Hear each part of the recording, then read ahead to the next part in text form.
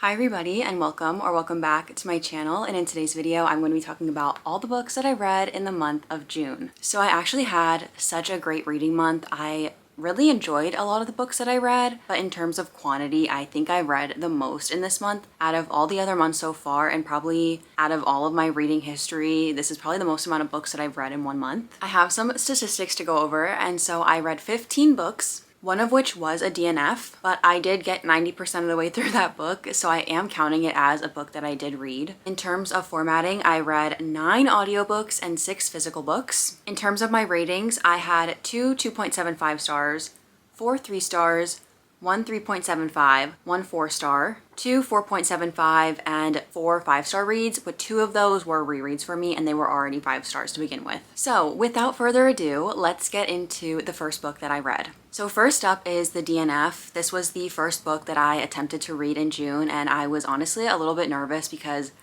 I tried so hard to stick it out with this book and I ultimately couldn't, so I wasn't sure if that was like a premonition for how the month would go for me, but obviously as you can see it did not deter me. That book was Collide by Bal Cabra. I got this book through the library as an audiobook, and this book is a sports romance. It follows college hockey. Our main female character is Summer and our main male character is Aiden. Summer is an honors student and she is majoring in, I believe, sports psychology, so she has to write her paper on an athlete, and she gets paired up with Aiden. He's the team captain, and basically it just follows their relationship kind of, but I honestly I don't remember a lot of this book, if I'm going to be honest with you. I just remember that I absolutely could not stand our main female character. She was insufferable to me. There was constant whiplash I was getting. 1 second she was into him, 1 second she wasn't. I just couldn't keep up, and I honestly didn't want to keep up. It really takes a lot for me to DNF a book, and least of all when I'm 90% of the way through. That's just how much I didn't like this, and I'm really sorry to say that. I just really personally did not really love this, so I don't think I will be continuing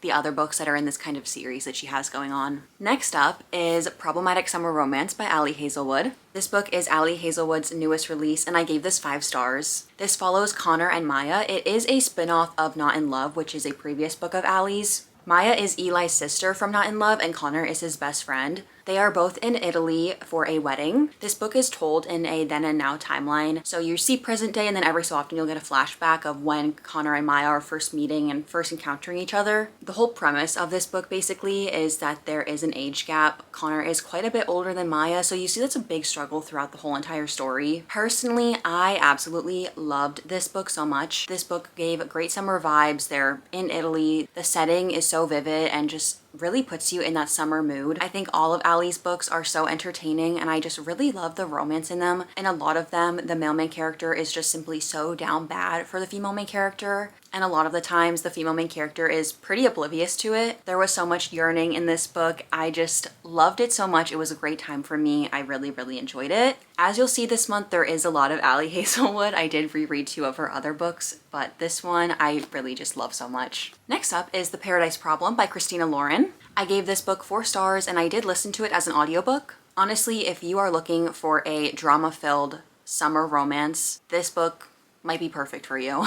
This book follows Anna and Liam, and when they were in college, they got married so they could have cheaper housing, but they never actually ended up getting divorced. They really don't know each other. They never really knew each other to begin with. Liam is the son of a huge grocery store chain, so he really grew up with a lot of money, a lot of wealth, kind of surrounded by those very outlandish people that are very out of touch. And so Liam never told his family that he was divorced. He kind of just kept going along with it. Even though his family never met Anna, they just believed him. Until eventually their marriage is called into question, so Anna has to go along to this wedding that is on this secluded island and play along as Liam's wife. This book was more so entertaining for me in terms of the family drama that you get to see. I wasn't even really crazy about the romance itself, more so just everything that you got to see in the characters along the way. This cast of characters is so out of touch, it's insane, but Anna really does have that down-to-earth, more humble personality and approach. She's very witty and charming, and even though some of the stuff she was saying was a little bit out of pocket at times, it still played so well into how these other characters are that it just played out very well. I really enjoyed this. I would definitely recommend this if you're looking for a summery, drama-filled romance. Next up is Atmosphere by Taylor Jenkins Reid. I gave this book 5 stars. This might be one of my favorite books that I've read the entire year. This story takes place in the 1980s and it follows our main female character, Joan. Joan is one of the first female scientists to get accepted into NASA's astronaut program. Throughout the story, you really just see the journey that Joan goes on. You learn about the other people that are in her kind of group that she's learning alongside with and training alongside with. The first around 16 to 20 pages of this book begin in 1984, and in that timeline, something very intense is taking place. And so quickly after that, you go back to 1980 after that scene, and then you're just following along with Joan getting accepted into this program and kind of seeing the sequence of events that led up to that intense scene that you left off with. I really wasn't expecting to be too crazy about this book. I of course, really enjoy Taylor Jenkins Reid's other works, and so I just really didn't feel like a pull to this book,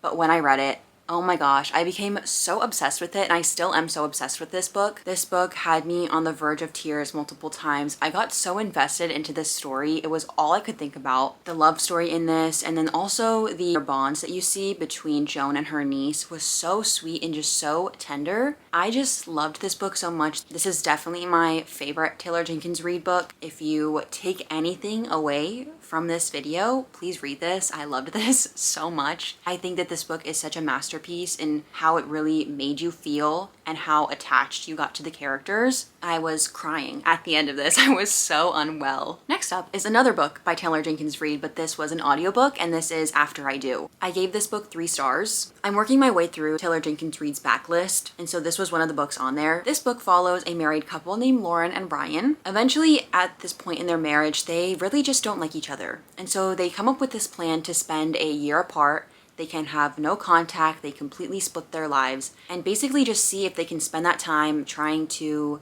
see other people maybe, but also try to find out themselves and see if they can eventually find their way back to each other after that 1-year mark. I definitely think that this is an interesting concept, but personally, I just didn't really care for it that much. I feel like the characters and the way that they went and then approached the actual year apart just wasn't really my cup of tea. You do see them seeing other people, and I don't know, I know that they're separated, but just kind of felt a little icky to me. I feel like they should have maybe spent this time apart, but just gone to therapy and try to figure out themselves, because I just feel like the outcome at the end didn't really reflect their actions that well throughout the book. It kind of just felt abrupt. It never felt like there was an actual resolution to the feelings that they were harboring when they were still married prior to the year. This definitely isn't my favorite Taylor Jenkins Reid book, but it still was interesting. Next up was another anticipated release for me. This was The Night and the Moth by Rachel Gillig. I gave this book 3 stars, I think. And I say I think because I really just don't know how I feel about it. This book follows Six, and she is one of the diviners for this kind of world that you're in. These diviners basically drown, and when they're drowned, they see these kind of premonitions, predictions about people's fortune. She is one of 6. Eventually, some of the other girls start going missing. And so she teams up with the king and his knights to help figure out what is going on to her fellow diviners.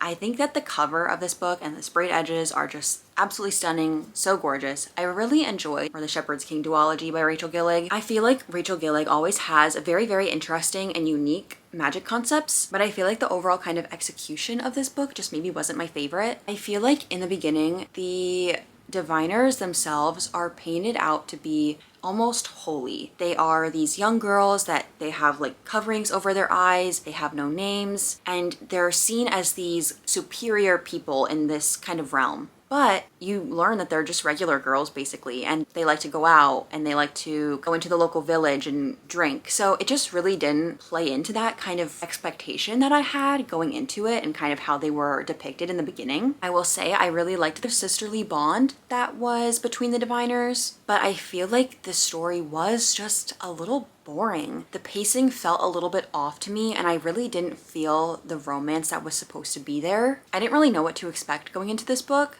I just feel like I would have liked it if it were maybe just a little bit different. I'm not really sure what exactly, maybe the pacing, if it were just a little bit different, but I did think it was interesting concept, but I did just find myself feeling a little sluggish at times. The ending I did find to be a little bit predictable, and I was a little bit irritated by it just because it feels like I've read about it recently happening in other books. but Bartholomew I loved, and his story was very, very sad to me. So yeah, overall, I just really don't know how I feel about this. Up next is another Ali book, and this was an audio reread for me. This was Love Theoretically. I gave this book 4.5 stars to 5 stars when I first read it, and this time around I gave it 5 stars. This book follows Elsie and Jack. Elsie is a struggling adjunct professor. To help make up for some of that loss of income, she's basically a girlfriend for hire. So she goes on dates with these people in terms of other events to kind of play their girlfriend. One of Elsie's favorite clients is Jack, our main male character's brother. Eventually there is a job opportunity for Elsie at MIT, and so when she goes to interview for that job, she realizes that Jack is one of the people that will be interviewing her. He thinks that she is lying to his brother, so there's this kind of tension between them where he's like, what are you doing? Jack is able to see through Elsie so easily, just really wants her for her, and Elsie thinks that he doesn't like her. So it's like Ali's other stories where he's so down bad, but she has no idea. I just love it. It's so entertaining to me, and I really enjoyed this book the second time. Next up was another audiobook, and this was Sounds Like Love by Ashley Poston. I gave this book 3.75 stars. This book follows our main female character Joni, and she is a songwriter living in LA. Joni's family lives in North Carolina, and they own the Revelry, which is a music venue. When she goes back to visit, she realizes that she has this melody in her head, and she can start to hear someone else's thoughts as well. It basically follows Joni as she is trying to write this song that she hears in her head. When she gets there, everything is different, so she's trying to acclimate again and come to terms with the fact that so much is different. There is a character with dementia in this book as well, so you do see Joni have to come to terms with that, but I just thought that this was a really well done story. I think that the concept was really interesting, and I liked getting the musical aspect in this book as well. I think that the chemistry between the two characters was really evident as well, and I also really did enjoy how Joni was able to go on this kind of self-discovery and realize what she wants and come to terms with that fact. The ending of this book was a little sad in one aspect, so just be prepared for that, but I really enjoyed this. I loved Ashley Poston's other books besides the novel love story, but The Dead Romantics and The 7-Year Slip were two of my favorites from her. Next up was an ARC, and this was Rose in Chains by Julie Soto. This book comes out on the 8th of July, so pretty soon. I'm so excited. I gave this book 4.75 stars. Seeing that I got the ARC of this, I was so excited. I really couldn't believe it, but I quickly dove into this, and this was so bingeable.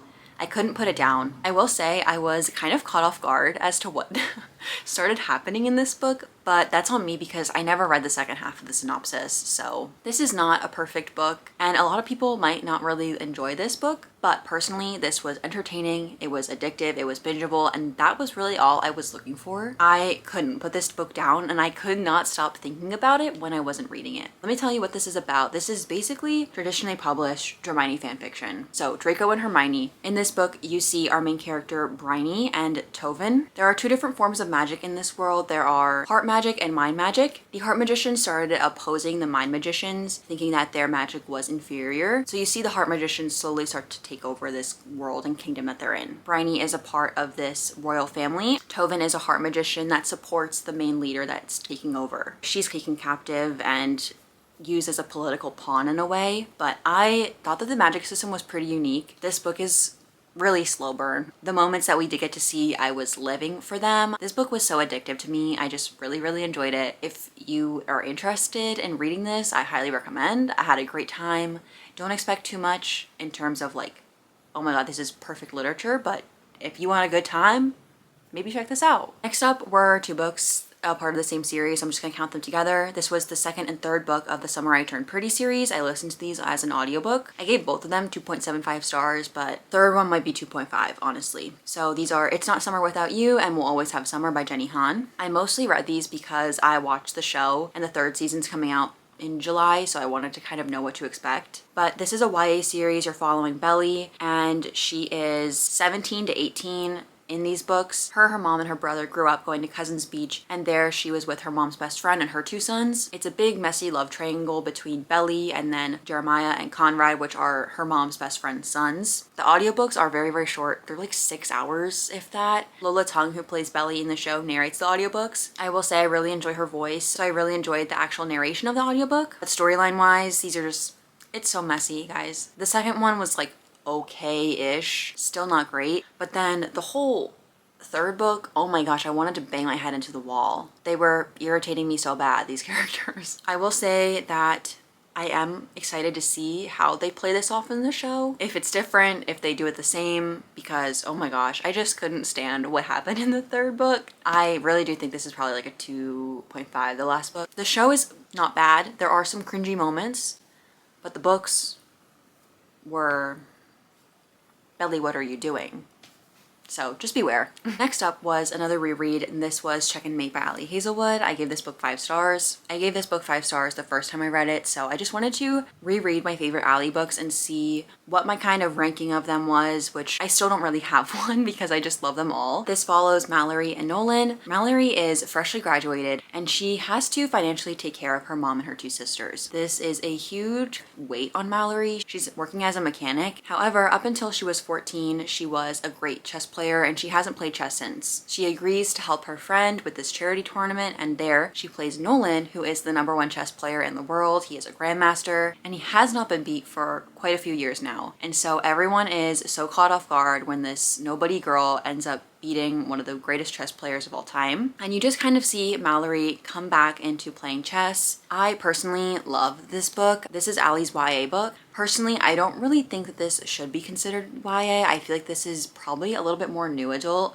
There are some more mature topics, and also I feel like because you see Mallory have this heavy weight and heavy burden on her, it might relate more with that new adult audience. But I just love this book. It's so easy to get through if you're looking for something also very easy and bingeable. I loved the relationship between Mallory and her 2 sisters. They're really, really funny, honestly. And I just also loved getting to see the relationship between Mallory and Nolan as well. Next up is an audiobook, and this is the first Zodiac Academy book, The Awakening by Caroline Peckham and Suzanne Valenti. I gave this book 3 stars. I listened to it as a graphic audio, so it is a very, very entertaining experience. It really does feel like a movie in your mind. But this book is just another kind of silly, fun time. This is not peak literature, it's more so just entertainment. This book follows Tori and Darcy. They're living in Chicago in the beginning of this. They're having to basically steal and find ways to make ends meet. However, they are brought into this new world where they're actually fae and they're actually heirs to the throne. There, in order to take up the throne and get their inheritance, they have to attend this academy called Zodiac Academy. Everyone has their zodiac sign, and they also have an element and an order as well, which is like a species of fae. Big main point of this book is that they are basically being bullied by the current heirs to the throne, whose families took over after Tori and Darcy's parents were removed from the throne. So I know that a lot of people don't like that aspect of this book. I knew going into it what to expect. I will say this was just very, very entertaining. I'm not really sure if I'll continue the series, because I know it is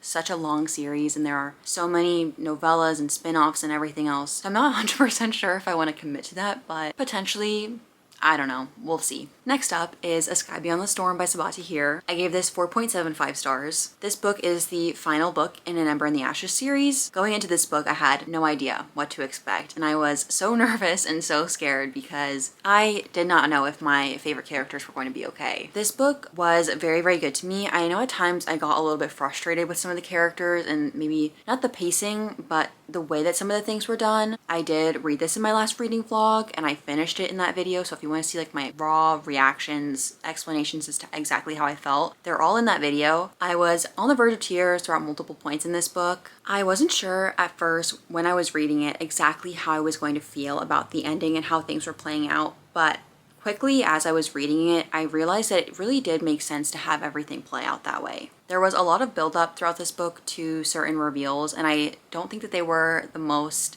gratifying in terms of how big the buildup was, but I really just loved the story enough that those really didn't count too much against it. This is probably my second favorite book in the series, so I really did love it. I don't want to say too much as to what it's about just because it is the last book in a series, but I highly recommend An Ember in the Ashes series if you haven't read it. Such a great series. I'm going to read the next kind of spin-off soon, but I really enjoyed this one. The final book that I read in June was Forever Interrupted by Taylor Jenkins Reid. This was another audiobook for me, and I gave this 3 stars. The beginning of this book opens up with Ben tragically dying in a car crash. That's not a spoiler. It says it on the back of the book. When this happened, Elsie and Ben had just been married, and they were only married for around a week and a half at this point. I feel like this book is a very interesting concept, And it really did pose the question of if love is measured by time, the difference of loving someone for a few months versus years and years, and how it doesn't really matter how long you necessarily loved somebody, only that the fact that you did love them to begin with. I think that Elsie went through something that was unimaginable. You see how Ben's mother didn't even know Elsie existed, and so